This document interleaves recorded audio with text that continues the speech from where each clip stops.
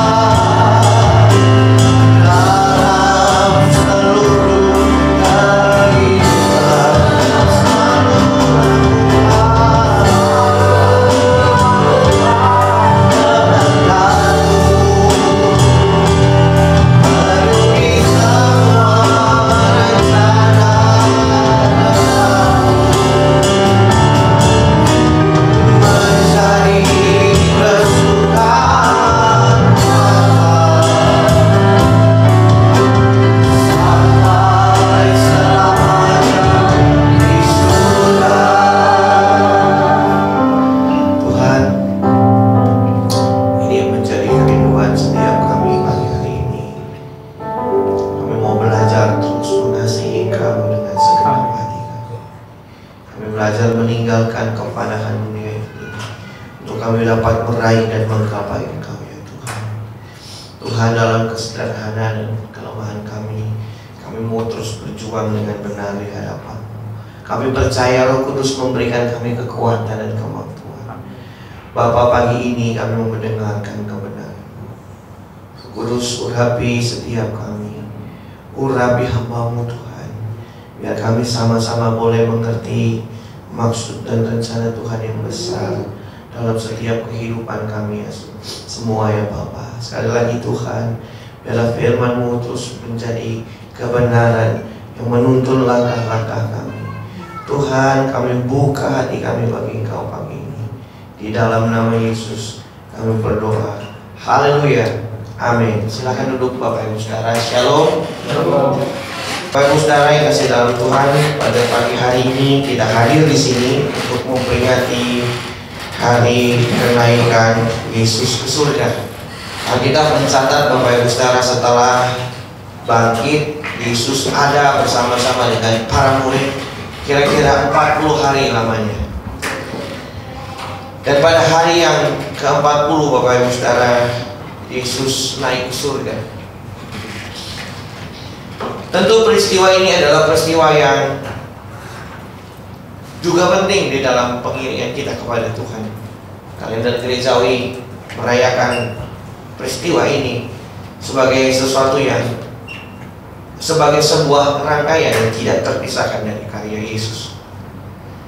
Dia datang, lahir, dia melayani, yang mati di atas kayu salib menebus kita, bangkit pada hari yang ketiga, dan dia naik ke surga. Satu hal yang menarik Bapak Ibu Saudara, Yesus naik ke surga sebagai sebuah konfirmasi bahwa Yesus berasal dari surga. Itu sebabnya ketika seluruh rangkaian tugas yang diberikan oleh Bapa kepada Yesus selesai, maka Yesus kembali, dan Yesus menyatakan itu di dalam kalimat-kalimatnya. Hari ini saya ingin mengajak kita untuk melihat satu bagian di dalam Kisah Para Rasul pasal yang pertama ayat yang ke-11. Ada catatan dari Lukas yang menurut saya menarik untuk kita perhatikan. Kisah Para Rasul 1 ayat 11, dan berkata kepada mereka, "Hai orang-orang Galilea, mengapakah kamu berdiri melihat ke langit? Yesus ini yang terangkat ke surga meninggalkan kamu akan datang kembali dengan cara yang sama seperti kamu melihat dia naik ke surga." Lukas mencatat satu peristiwa. Bapak Ibu Saudara kalau membaca kitab Injil, Bapak Ibu Saudara menemukan dua kisah yang mencatat tentang Yesus naik ke surga. Yang pertama Injil Matius dengan nuansa perintah amanat agung. Lalu Lukas mencatat tidak begitu panjang, Yesus mengangkat tangannya dan memberkati para murid, dan sambil mengangkat tangan Yesus naik dan tiba-tiba hilang. Dan mungkin catatan yang ini yang lebih lengkap Bapak Ibu Saudara, ketika Yesus mulai ada di Bukit Zaitun, ingin naik ke surga, dan dia berpesan kepada murid-muridnya dengan kalimat yang menarik, Roh Kudus akan turun ke atasmu, dan kamu akan menjadi saksiku. Lalu Yesus pelan-pelan naik ke surga, dan para murid melihat Yesus naik ke surga. Dan ketika Yesus sudah kira-kira tidak terlihat, muncul malaikat Tuhan yang berkata kepada murid-murid yang ada di situ. Kalimatnya menarik, "Hai orang-orang Galilea, mengapa kamu melihat ke langit? Berdiri tetap melihat ke langit. Yesus ini yang terangkat ke surga meninggalkan kamu akan datang kembali dengan cara yang sama seperti kamu melihat dia naik ke surga." Bapak Ibu Saudara, ada satu kalimat yang penting yang perlu kita garis bawahi, bahwa Yesus ini yang terangkat ke surga meninggalkan kamu akan datang kembali. Ketika kita merayakan Bapak Ibu Saudara hari kenaikan Yesus ke surga, sebenarnya ada satu hal yang sangat penting dan perlu sekali kita perhatikan, yaitu bukan saja bicara soal apa yang Yesus pesankan, tetapi peristiwa apa yang akan juga kita alami setelah itu. Yaitu pesan ini jelas bahwa dia akan datang kembali. Ketika Yesus naik ke surga, ada satu hal yang perlu kita perhatikan, yaitu dia akan datang kembali. Jadi Bapak Ibu Saudara, kenaikan Yesus ke surga adalah awal baru, adalah starting point, adalah titik di mana ada dimulai satu era yang namanya akhir zaman. Ketika Yesus naik ke surga, ini adalah awal dimulainya akhir zaman. Dan sampai saat ini Bapak Ibu Saudara, kita hidup di akhir zaman. Dan beberapa kita percaya kita adalah orang-orang yang ada di zaman akhir. Jadi akhir zaman itu adalah periodenya dari Yesus naik ke surga sampai sekarang adalah akhir zaman. Dan di dalam akhir zaman itu kita yang paling akhir. Kita ada yang di belakangan Bapak Ibu Saudara, yang kita percayai dengan sama seperti para murid waktu itu. Yesus juga akan datang kembali, dan waktunya tidak lama lagi dia akan datang, kira-kira begitu. Ada satu kerinduan untuk berjumpa dengan pribadi Kristus. Maka kalau ini adalah akhir zaman dan zaman yang sudah akan berakhir, lewat peristiwa kenaikan Yesus, harusnya Bapak Ibu Saudara, gereja kembali mengingatkan untuk setiap kita mempersiapkan diri dengan benar bagaimana menyambut kedatangan Yesus kembali. Setiap kali ada ibadah kenaikan, kita perlu mengingat bahwa Yesus yang naik itu satu saat akan datang. Dan pertanyaan yang buat kita adalah hari ini, kali Yesus akan datang lagi, maka apa yang perlu Bapak Ibu Saudara saya harus persiapkan dengan baik? Bapak Ibu Saudara, saya melihat ada 3 hal penting dari catatan kisah para rasul. Saya tidak ambil dari luar para rasul, tetapi saya melihat bahwa persiapan yang paling penting Bapak Ibu Saudara, yang pertama adalah kehidupan kita. Bagaimana Tuhan menjumpai setiap kita hidup di dalam pertobatan yang sungguh-sungguh. Pertobatan jiwa di sini bukan sekedar bicara banyak orang yang bertobat jadi Kristen saja. Itu adalah bagian dari pertobatan memang.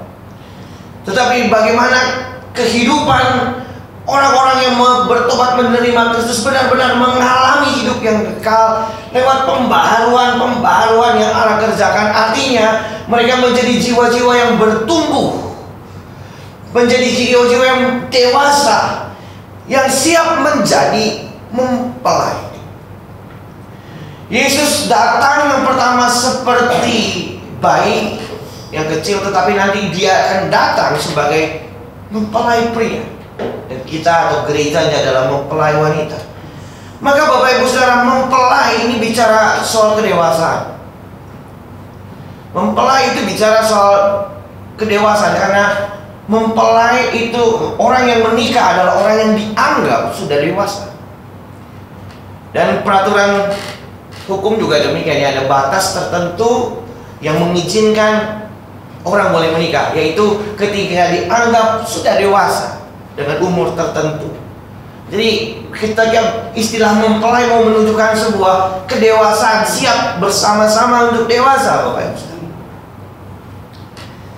Maka ini bukan hanya bicara soal jumlah atau kuantitas, tetapi bicara kualitas orang-orang percaya yang diubahkan, Bapak Ibu Saudara.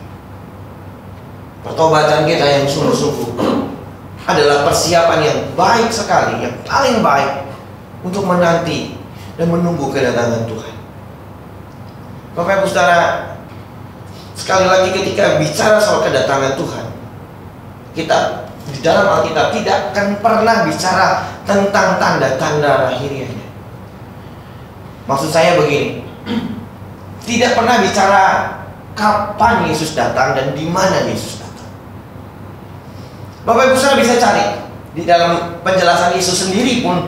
Ketika dia bicara tentang kedatangan anak manusia, Yesus tidak pernah bicara kapan dia datang dan di mana dia akan datang, Bapak Ibu. Yang menjadi seringkali kesibukan para orang percaya, orang Kristen sering sibuk mencari tahu dan menghitung-hitung kapan Yesus datang. Dan dari dulu orang yang ngitung-hitung tanggal Yesus datang tidak pernah tepat, Bapak Ibu. Kapanpun itu ditetapkan nggak pernah cocok, Bapak Ibu. Nggak pernah tahu, karena Yesus sendiri udah ngomong, tidak ada seorang pun yang tahu termasuk Yesus, Bapa yang tahu.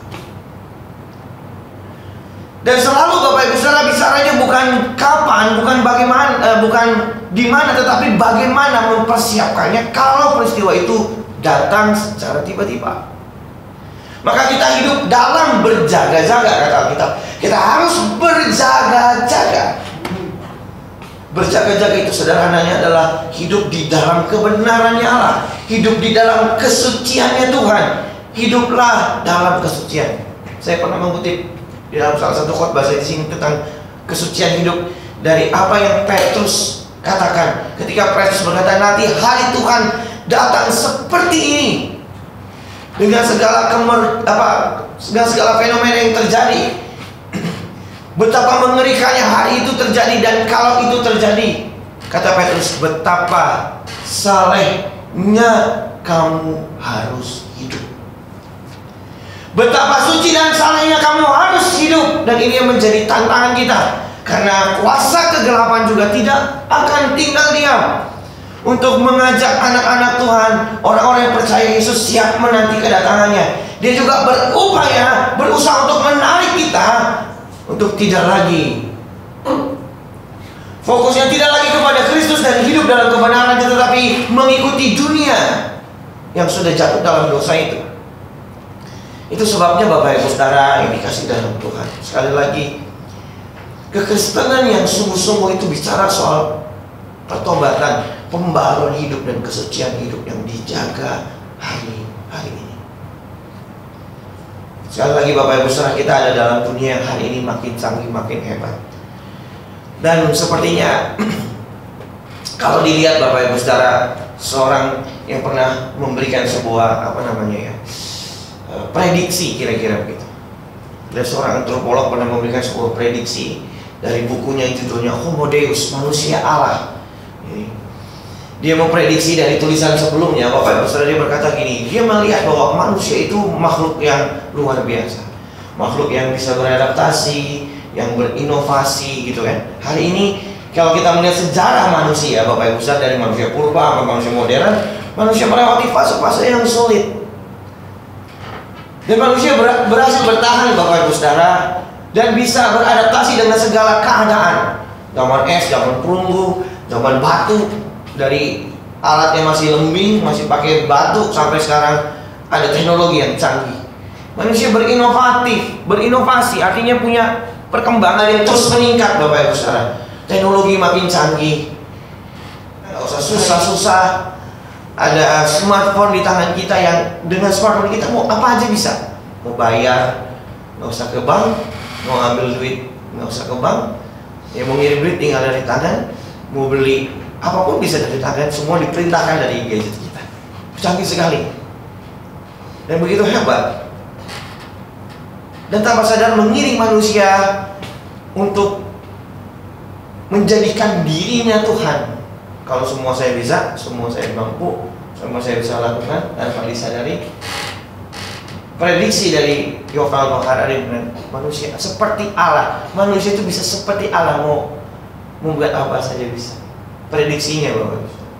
Ke depan hidup manusia ini akan lebih baik, jauh lebih nikmat, jauh lebih hebat, lebih canggih. Ya nggak apa-apa. Tetapi ada satu hal yang dilupakan. Makin kemari orang makin melupakan Tuhan.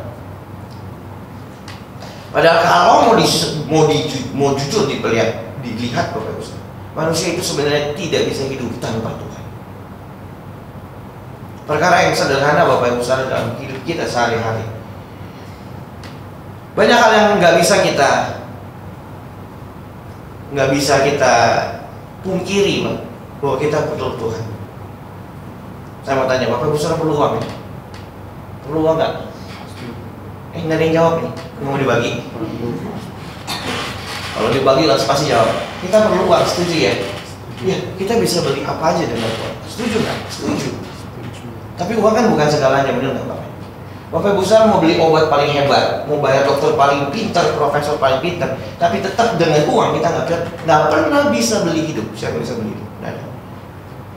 Kita cuma bisa beli bayar obatnya, kita cuma bisa bayar dokternya, tetapi yang menjamin kehidupan tetap Tuhan. Mau berupaya sehebat apapun Bapak Ibu Saudara, hidup itu dari Tuhan.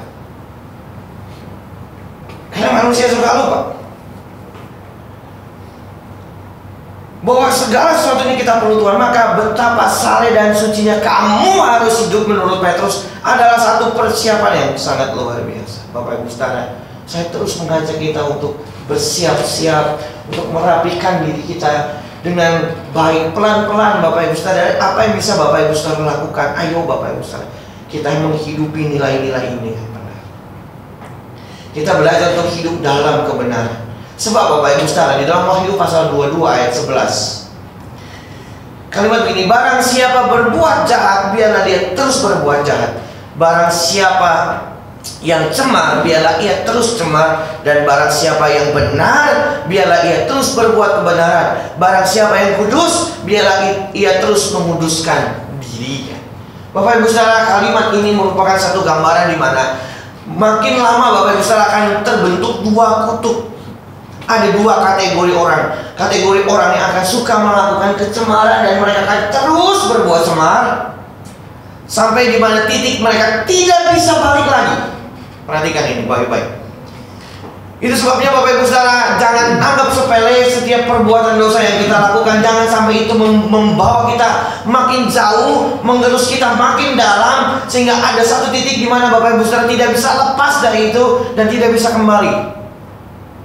Kita berkata orang yang berbuat jahat akan terus berbuat jahat. Dan makin lama ini bentuknya Bapak Ibu Saudara akan makin bertambah-tambah kejahatannya.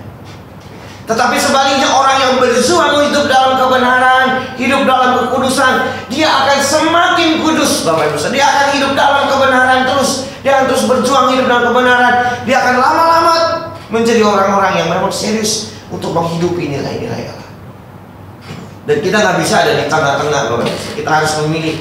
Kita mau meninggalkan dunia dan mengikut Tuhan. Kita meninggalkan keinginan daging kita dan mengenakan apa yang tubuh, menggunakan manusia yang baru dari Tuhan, atau tidak sama sekali Bapak. Maka pilihan kita cuma dua sebenarnya. Itu sebabnya Bapak Ibu Saudara, kita terus diingatkan dan terus kita berjuang bersama-sama. Daniel pasal yang ke-12 ayat yang ke-10 berkata, banyak orang akan disucikan dan dimurnikan dan diuji, tetapi orang fasik akan berlaku fasik. Tidak seorang pun orang fasik itu akan memahaminya, tetapi orang-orang bijaksana akan memahaminya. Daniel 12 ini bicara soal kedatangan Tuhan, kedatangan anak manusia. Salah satunya adalah kedatangan anak manusia itu bicara soal orang akan disucikan, dimurnikan, dan diuji Bapak Ibu. Ada yang disaring, diuji Bapak Ibu. Sekali lagi kita harus melihat ayat-ayat ini, bagian-bagian ini menjadi sebuah persiapan yang harus secara sungguh-sungguh kita pahami dan kita berusaha melakukannya. Kita semua akan diuji dengan zaman, diuji kesetiaan kita, ketekunan kita, komitmen kita, gairah kita, hidup di dalam kebenaran, semua akan diuji Bapak Ibu. Menjelang hari Tuhan yang semakin dekat, orang-orang akan diuji, dan orang-orang yang teruji itulah Bapak Ibu Saudara bisa menemukan Allah dan menggapai Dia. Itu sebabnya kita harus sungguh-sungguh Bapak Ibu Saudara hidup ini sebagai persiapan kita menanti Tuhan. Cara orang menyelenggarakan hidup hari ini makin lama makin berubah, dan tanpa disadari kuasa gelap menggiring banyak orang dengan berbagai hal. Fenomena-fenomena yang ada dalam dunia ini, kita harus peka melihat tanda-tanda zaman. Makin lama kita diarahkan ya, ekonomi dan sebagainya, itu mengarahkan bagaimana kita hidup, menyelenggarakan hidup, nilai yang kita bangun, cara kita dan lain sebagainya. Maka kita perlu waspada. Kita harus hidup di dalam kebenaran Tuhan.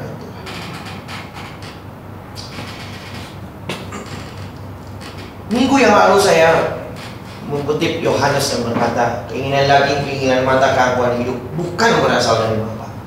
Dan di ayat 17, dunia sedang berjalan menuju kebinasaan. Cuma ada satu ending dari dunia ini, yaitu kebinasaan, yaitu kehancuran. Cuma ada satu endingnya. Bapak Ibu Saudara, dunia yang Bapak Ibu Saudara kita tinggali ini tempat-tempat yang pernah kita kunjungi, tempat-tempat indah yang pernah kita datangi, hal-hal kenangan-kenangan yang pernah kita miliki di dunia ini, satu saat itu semua akan hancur. Kita berkata akan menjadi lautan api.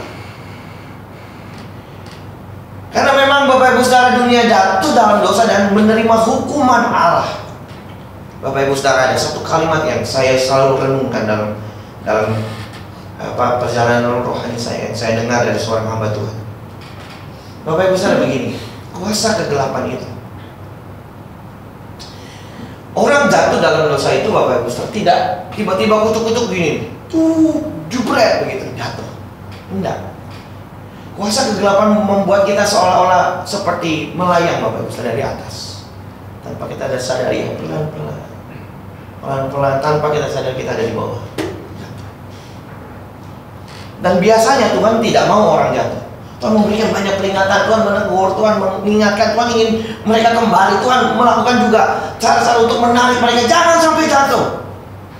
Tetapi seakan-akan manusia harus memilih dan peka dengan Allah, jangan sampai kita jatuh, Bapak Ibu Saudara.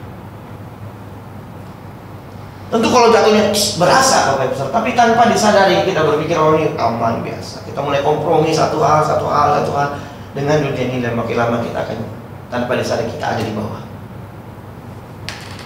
Yang kedua, Bapak Ibu Saudara, orang tidak akan dihukum, Allah tidak akan menghukum kalau kejahatan seseorang itu belum matang. Sekali lagi, Bapak tidak akan menghukum. Kalau Bapak bisa baca kitab Wahyu, cawan murka Allah yang dalam 7 matra itu, sangkakala itu kan dituangkan ke debu bumi, Bapak. Tapi penghakiman itu belum, kalau cawannya belum penuh. Setelah cawannya penuh baru dituang. Itu sebuah gambaran, Bapak Ibu. Penghukuman itu tidak akan dijatuhkan sebelum kejahatannya matang, kejahatannya sempurna. Tapi sebaliknya, orang juga tidak akan disucikan, dimuliakan sebelum kesuciannya sempurna. Maka cuma ada 2 kutub, Bapak Ibu. Hati-hati, Bapak Ibu, jangan kita berpikir oh gak apa-apa kok. Tuh lihat tuh orang yang gak kenal Tuhan, orang fasik ya tandanya. Orang bisa berbuat apa saja diberkati loh. Hidupnya baik-baik aja, sukses-sukses aja, nggak ada Tuhannya. Tapi bisa sukses, punya banyak uang, hidupnya enak gitu loh. Oh tunggu dulu, Bapak Ibu Saudara, jangan iri dengan hal seperti itu. Seakan-akan berbuat sesuatu yang tidak sesuai dengan kebenaran firman Tuhan sah-sah saja dan nggak ada sesuatu yang terjadi. Dan seringkali kita melihat satu fenomena begini, apa bedanya sekarang saya dengan orang-orang di dunia, di luar sana? Apa bedanya? Saya mah udah rajin ke gereja, udah melayani, udah melakukan ini dan itu, tetapi kok hidup saya sama aja ya kayak dia. Ini lebih enakan di sono dah. Kalau di gereja itu diajarin, nggak boleh begini, nggak boleh begitu, dilarang ini, dilarang itu. Orang di sana mau bebas hidupnya. Tanpa kita sadari, Bapak Ibu Saudara, hal ini menggiring banyak orang untuk terlena dan lupa. Makanya Bapak Ibu Saudara, jangan sampai kita digelapkan atau dibutakan oleh ilah zaman ini yang membawa banyak orang untuk berpikir hal-hal itu. Kenapa? Kitab selalu mengingatkan. Nanti kedatangan anak manusia itu datang seperti pencuri, nggak ada yang tahu. Barang siapa yang siap, maka itu berjaga-jagalah. Hiduplah di dalam kebenaran. Momentum seperti ini, kenaikan Yesus ke surga, perlu kita maknai secara serius, karena dia yang naik ke surga itu akan datang menjemput kita. Pertanyaannya, waktu dia datang, apakah dia mendapati kita orang-orang yang setia, orang-orang yang taat? Bapak Ibu Saudara, saya berdoa secara sungguh-sungguh buat kita. Saya mengajak kita juga berdoa secara sungguh-sungguh untuk menghidupi kebenaran firman Tuhan. Amin ya. Kedua, Bapak Ibu Saudara. Yang kedua, Bapak Ibu Saudara, hal yang penting di dalam gereja.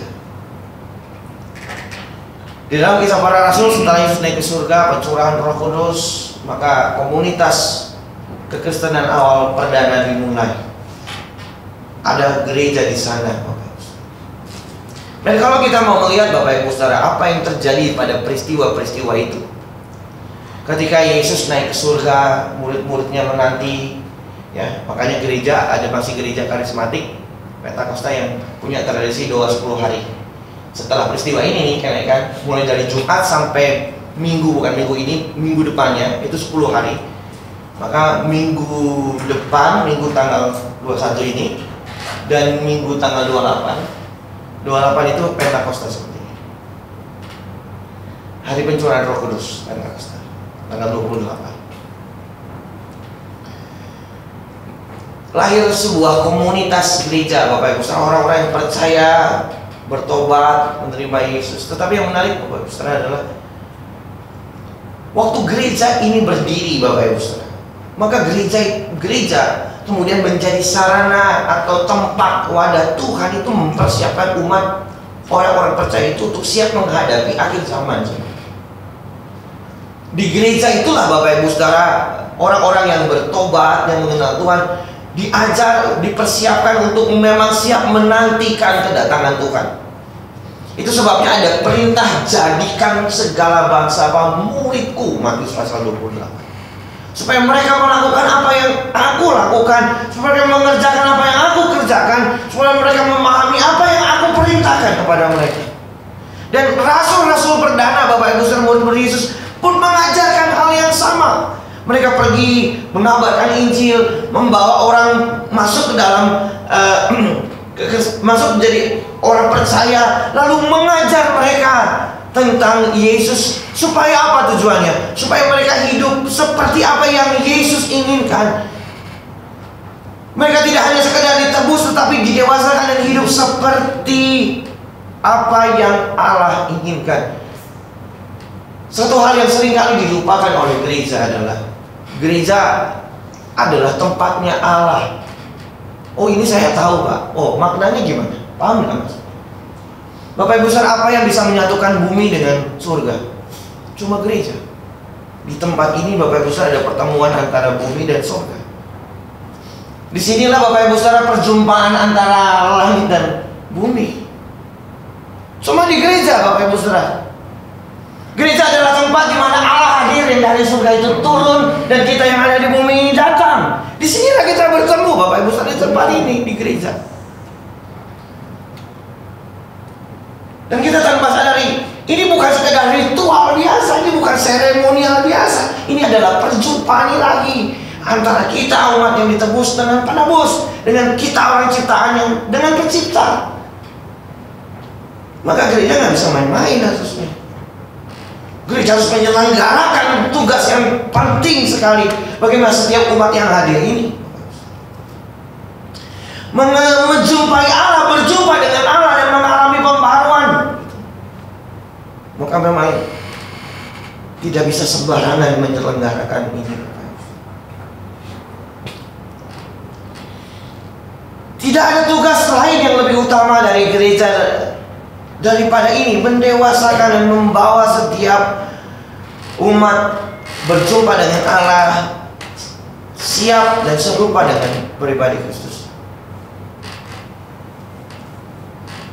Sayangnya makin kemari, Bapak Ibu, kalau kita lihat sejarah gereja, makin kemari gereja yang awal-awal bertumbuh ini dan diberkati oleh Tuhan dengan jumlah yang banyak, mengalami penderitaan yang hebat, masih tetap kokoh sampai kepada akhirnya gereja lupa dirinya. Gereja mulai berpolitik, gereja mulai melakukan hal-hal yang lain. Gereja mulai terlibat dengan banyak hal, membuat satu masa dalam sejarah gereja menjadi masa yang sangat kelam. Kekristenan tidak ada gairahnya lagi. Gereja hanya menjadi sebuah organisasi yang sama dengan organisasi lain, tidak jauh beda dari hal itu. Tidak ada hal yang signifikan lahir dari gereja yang membangun, menguatkan, berdampak bagi orang-orang di sekitarnya. Padahal gereja harus memuridkan dan membangun setiap temannya. Dan sejarah gereja sudah membuktikan bahwa gereja berada di masa yang kelam tadi, Bapak. Saya sudah singgung. Makanya saya rindu Bapak Ibu Saudara, kita membangun pelayanan di tempat ini lebih lagi. Dalam segala keterbatasan yang kita punya, ya kita belajar terus banyak. Kalau ditanya kurangnya, pasti masih banyak, kurangnya banyak. Tetapi nggak menjadikan kita berhenti untuk tetap berjuang dan menyelenggarakan ini dengan baik. Saya percaya bisa, Bapak. Saya percaya bisa. Amin. Amin. Ini belum saya percaya kita bisa. Bapak Ibu saudara, amin. Amin. Saya yakin bisa. Bisa. Satu saat saya percaya satu saat Bapak Ibu saudara kita akan melihat apa yang kita perjuangkan dengan sungguh-sungguh itu digenapi Tuhan. Kita harus menunggu waktu yang tepat. Tapi menunggu jangan malas, harus kerja, harus sungguh-sungguh, harus menyelenggarakan dengan baik. Saya bersyukur Bapak Ibu saudara di tempat ini, Bapak Ibu saudara menjadi orang-orang yang setia dan dipilih Tuhan untuk bersama-sama berjalan dalam pelayanan ini. Mari kita bersama-sama bergandengan tangan terus menyelenggarakan pelayanan ini dengan baik. Amin. Bapak Ibu saudara, yang ketiga yang paling penting, setelah Yesus naik ke surga maka Roh Kudus turun. Pribadi ini, Roh Kudus ini adalah sesuatu yang penting bagi kita, mempersiapkan akhir zaman. Roh Kuduslah yang menuntun Bapak Ibu saudara, menemani, membimbing Bapak Ibu saudara berjalan di dalam akhir zaman itu. Dialah yang akan menolong kita untuk bisa hidup dan memampukan kita. Itu sebabnya peran Roh Kudus penting dalam hidup orang percaya, Bapak Ibu saudara.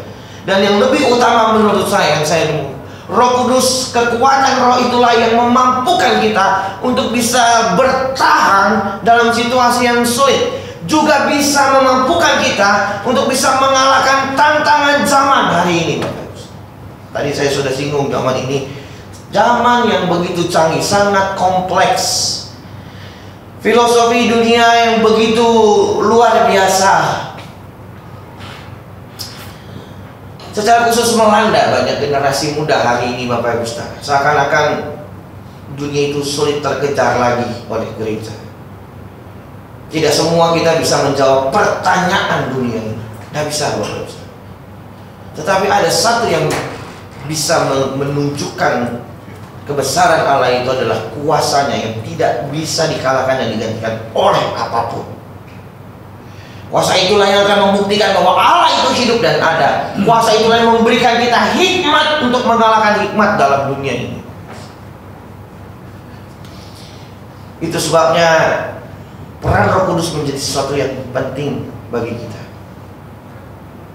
Bapak Ibu saudara yang kasih dalam Tuhan, di akhir dari khotbah saya ingin kita melihat kitab Yoel pasal yang kedua.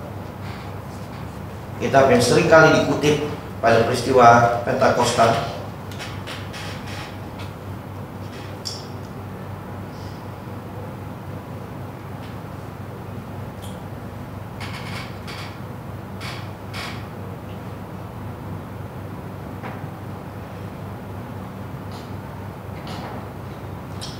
Mulai dari ayat yang ke-28, hari Tuhan. Kemudian pada hari itu akan terjadi bahwa aku akan mencurahkan rohku ke atas semua manusia. Maka anak-anakmu laki-laki dan perempuan akan bernubuat. Orang-orangmu yang tua akan mendapat mimpi. Turunan-turunamu akan mendapat penglihatan-penglihatan. Juga ke atas hamba-hambamu laki-laki dan perempuan akan kucurahkan roh pada hari itu. Bapak Ibu saudara yang kasih dalam Tuhan, kalimat ini ya, kita jangan pusing dengan penglihatannya, perbuatannya, apapun itu. Tapi adalah bagaimana roh itu hadir kepada semua kalangan, orang tua, orang muda, hamba laki-laki, hamba perempuan. Mau menggambarkan bahwa semua golongan itu bisa dipakai Tuhan untuk menjadi alat dalam kemuliaan. Dan roh Tuhan akan dicurahkan kepada semua orang, tidak pandang siapa statusnya. Mau laki-laki, dia mau perempuan, dia mau hamba, dia mau tuan, dia mau apapun, dia mau orang tua, dia mau orang muda. Tuhan berkarya dalam kehidupan melalui rohnya. Dan saya rindu Bapak Ibu saudara, hidup kita adalah hidup yang dipimpin oleh Roh Kudus. Memang kehidupan kita adalah kehidupan yang dipimpin oleh Roh Kudus. Makanya Bapak Ibu saudara, mengandalkan kekuatan Tuhan dan Roh Kudus ini dalam menjalani kehidupan dan pelayanan sesuatu hal yang bukan perlu, bukan prinsip, tapi mutlak. Bukan sekedar perlu dan prinsip, tapi mutlak. Hari Rabu Bapak Ibu Saudara, hari Rabu depan kita akan doa. Itu dalam rangkaian doa 10 hari. Saya mengundang Bapak Ibu Saudara ikut, secara khusus pemain musik, pelayan Tuhan itu ikut dalam doa itu. Saya mengundang semua ikut untuk hadir dan berdoa bersama. Ini baru langkah sederhana yang bisa kita lakukan, Pak. Kita cuma baru bisa menyelenggarakan doa seminggu sekali Zoom dan sebulan sekali onsite. Baru ini Bapak Ibu Saudara yang bisa kita lakukan. Dan ini saya rindu yang baru ini yang kita lakukan dengan setia. Karena buat saya tadi Bapak Ibu Saudara, melayani pekerjaan Tuhan dan menjalankan kehidupan sehari-hari kita, bukan hanya perlu Roh Kudus, bukan hanya perlu dan prinsip, tapi mutlak. Tidak ada yang bisa tolong kita selain kekuatan Tuhan.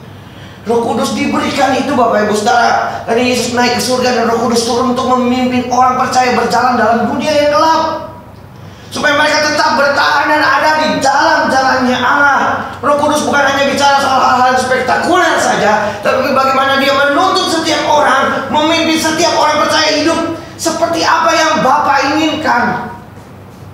Makanya kita belajar hidup dalam pimpinan Roh Kudus.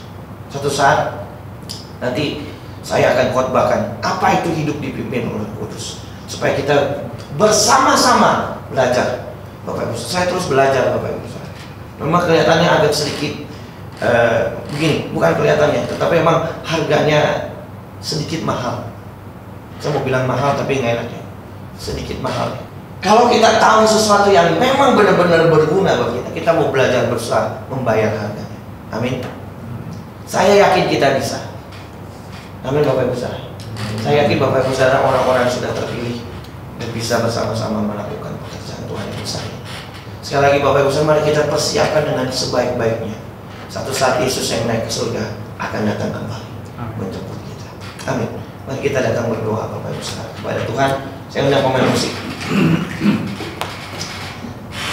Ayat yang laguin tadi aja ya. Mari kita berdiri ya Bapak Ibu Saudara. Kita mau berdoa.